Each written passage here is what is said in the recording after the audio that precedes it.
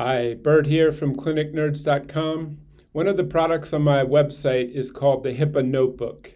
The HIPAA Notebook is a web app that shows any healthcare team how to be HIPAA compliant. Let's take a few minutes to talk about it. Suppose there's a medical office with about 10 employees, a couple doctors, nurses, receptionist, office manager, maybe a couple back office people for billing and accounting. Pretend that the office manager's name is Kim. I suggest that Kim, the office manager, be given responsibility for completing the HIPAA Notebook.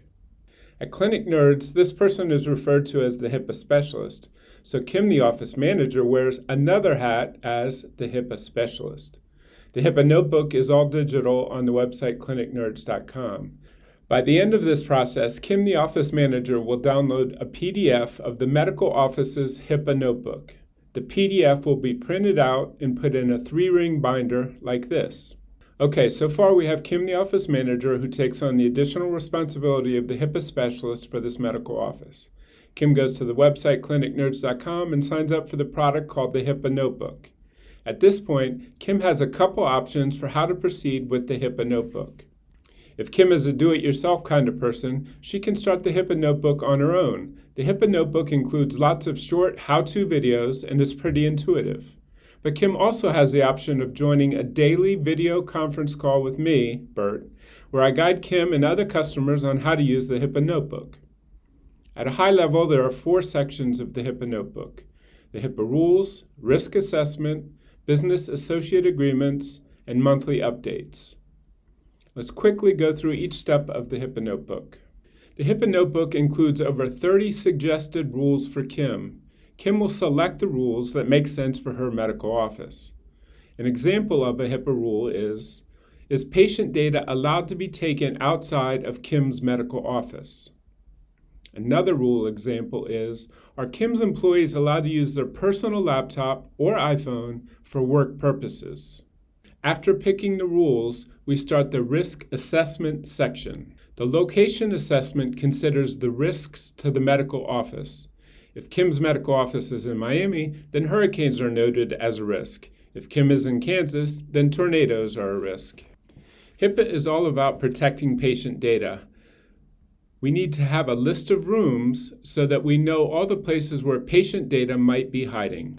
The list of rooms will include indoor and outdoor spaces such as the garbage. Kim will make sure that her team is properly disposing of paper patient data in a locked garbage area. Office equipment like fax machines and photocopiers are used for copying and sending patient data. Kim will document the fax and copier equipment in the HIPAA Notebook.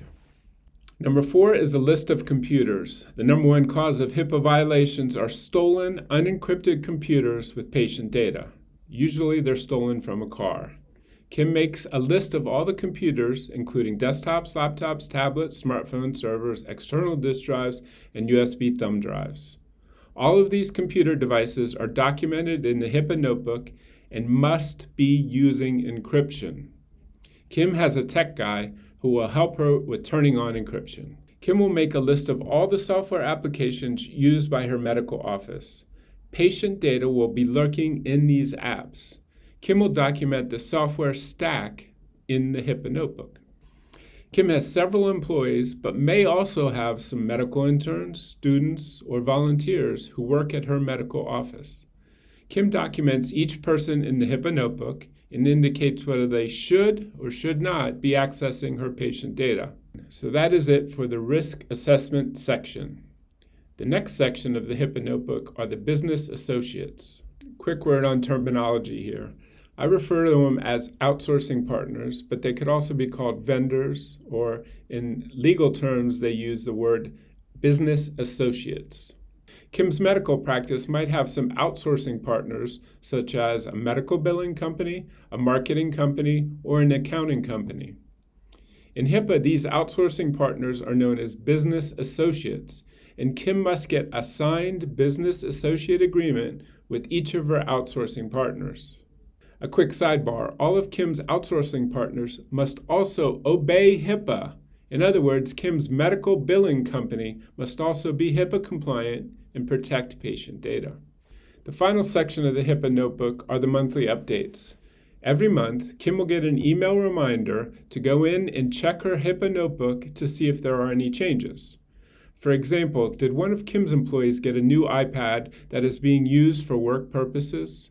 If so, Kim needs to add the iPad to her HIPAA notebook and make sure that it is using best practices for security. At the end of all this, Kim can now feel confident that her medical office is HIPAA compliant. Kim now has a HIPAA notebook that documents her medical office's HIPAA compliance program, which includes HIPAA rules, a risk assessment, business associate agreements, and monthly updates. And don't forget, if Kim has any questions, she can email me or join my daily video conference call at 8 a.m. Pacific time.